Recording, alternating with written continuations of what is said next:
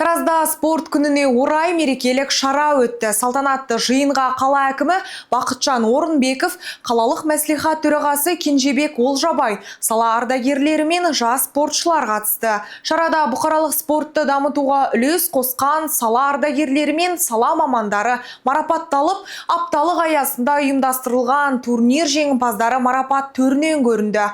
Толығырақ алдағы бейне материалда. Мерекелік жиында салауатты өмір салтын насихаттап, тұрғындарды дене шынықтыруға баулып жүрген бір қатар азаматқа құрмет грамотасы мен алғыс хаттар табысталды. Бұдан бөлек 10-15 тамыз аралығында өткен спорттық апталықтың қорытындысы бойынша волейболдан 2012-2014 жылғы қыздар арасындағы қалалық турнирдің үздіктері марапатталды. Елімізде бұқаралық спортты дамыту және халық арасында салауатты өмір салтын қалыптастыру мемлекет басшысының алға қойған межелерінің бірі.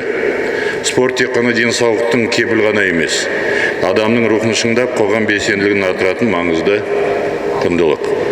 Биыл 10 мен 15 тамыз аралығында спорт күніне орай қалада апталық ұйымдастырылып, бұл іс-шараларға 1000-нан астам спортшылар қатысты.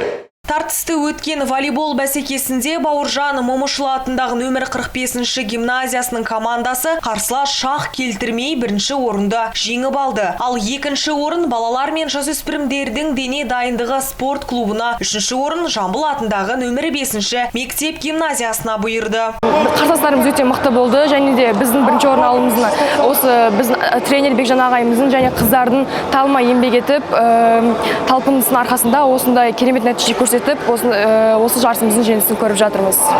Келесіде тағы да көптеген белестерге жетеміз деген ойдамын, және олар үшін көптеген еңбек етеміз. Бүгінде Таразда спорттың 66 түрі дамыған, оның 27-сі олимпиадалық, 28-і олимпиадалық емес, ал 11-і ұлттық спорт түрі. Жалпы қалада 209 мыңнан астам тұрғын, яғни халықтың 45-4% спортпен жүйелі түрде шұғылданады. Сабина Орынбек, Мақсат Болтаханов, 7-7 Ньюс.